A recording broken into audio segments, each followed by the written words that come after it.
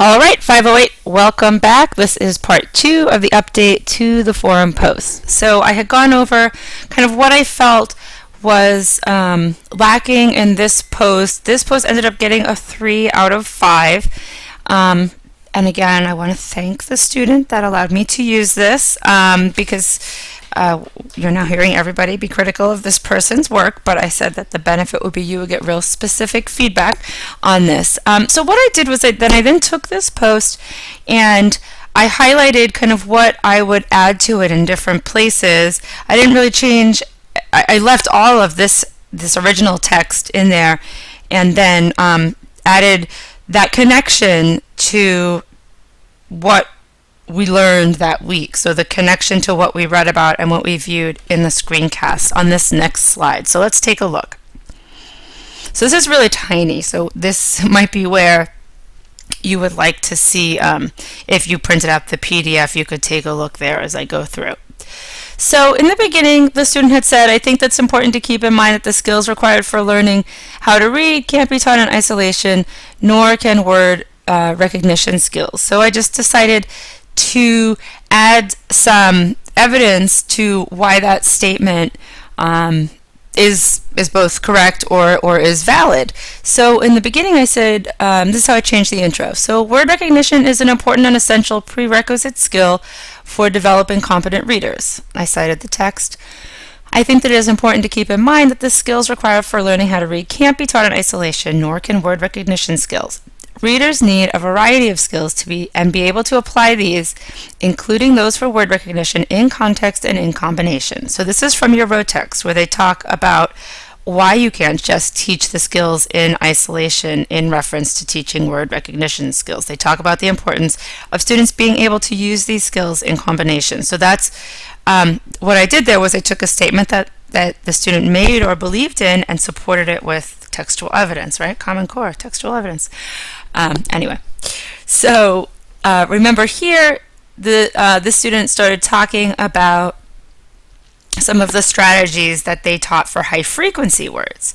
So the teaching of high frequency words is a strategy for word recognition, and so you can find quite a robust discussion of teaching sight words and high frequency words in the text. So this is a great place to connect the learning in the text and the screencast with what you already do in your own practice. And so this is how I changed that section. Rowe and Smith share that many teachers believe in teaching high-frequency sight words before they begin teaching other word recognition strategies. And they stated that on page 161. This is something I believe in too. I love to teach my students strategies for learning high-frequency words. High-frequency words are a set of sight words. So we focused on several high-frequency words each week with a word of the week list. The student had referred here to words of the week but didn't really explain what words of the week were.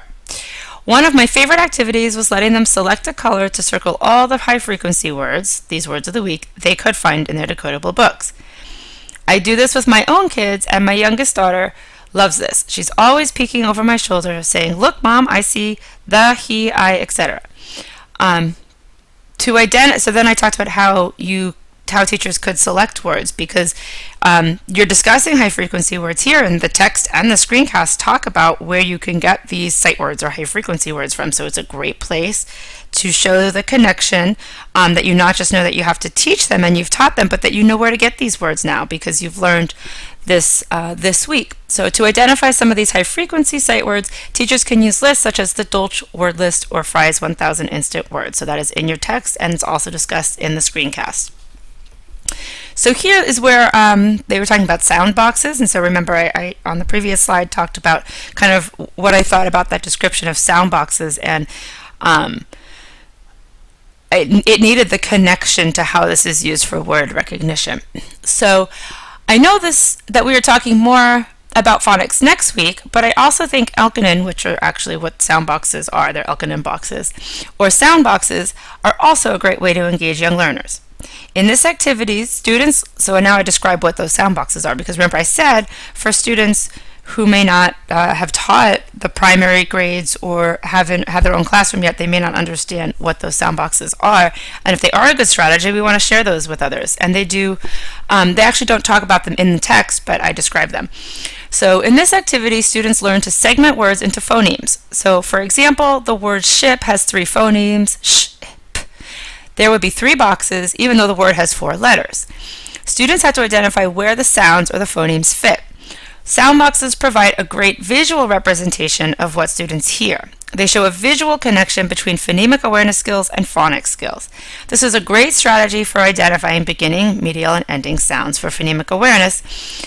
As a word recognition strategy, I think it could be useful in supporting students in learning aspects of syllabication and later even spelling. Applying Elkanon boxes to phonics and spelling would be in line with a more synthetic approach to phonics, as described by Rose, Smith, and Burns on page 199 and Bowers in the Week 7 screencasts.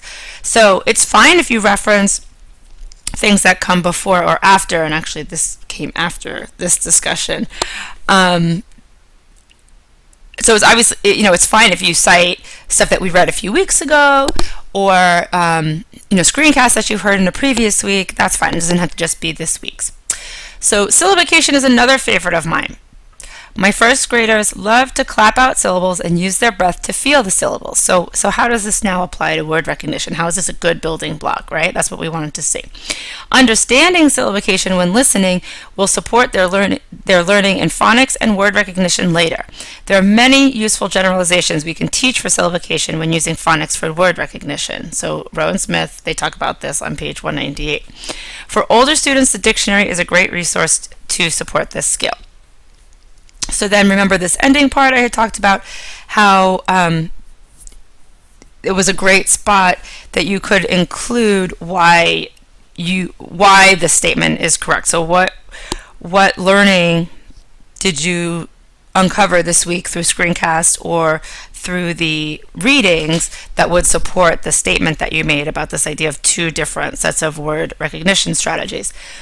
So I think that word recognition focuses more on the automaticity of the process. So then I added, when I think of word recognition, I think about the idea that they really need to know these words and be able to recognize many words immediately without analysis. So that is in the chapter that you read. They talk about this idea of automaticity. Maybe it is because I taught in the lower elementary grades, and that is where we focus our word recognition efforts.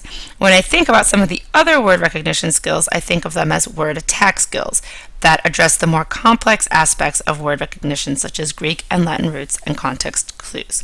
So this response comes in at about 750 words, and definitely has many instances of connecting both the screencasts and the reading to the student's practice. So if you remember, the before response really was just a discussion of what this particular student has done and the experiences they have with word recognition.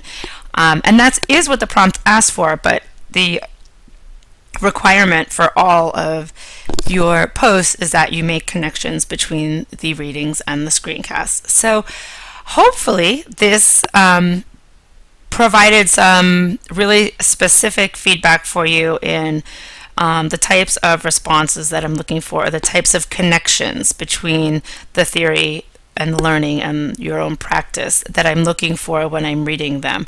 So so remember, moving forward, we'll stick with the 1 rubric with the 5 points, so your original post will always be worth 5 points. So if it's a week that we're responding to others, it's still worth 5 points for the original, and then I'll just add the points to the end for your responses. If it's a week like this week where we're not responding to anybody, it's going to be worth 5 points still for your original, but then that will be the total points. So if you still have questions about this, feel free to email me. I've been trying to get back to people. Sometimes I'm doing this kind of feedback in another class as well, and so I am actually getting a lot of emails about the feedback. So if you can remember too, when you do email me, just put somewhere in your subject what class you're in. I mean, I'm starting to kind of figure it out because I look at your names each week, but sometimes, especially if all the classes have assignments going on, and there's a few of you that are in more than one class of mine, it gets confusing for me to determine what you're talking about or which series of feedback you might be referring to. So I look forward to reading your posts this week. I hope that you found this helpful, and I will see you next, or I will talk to you next week.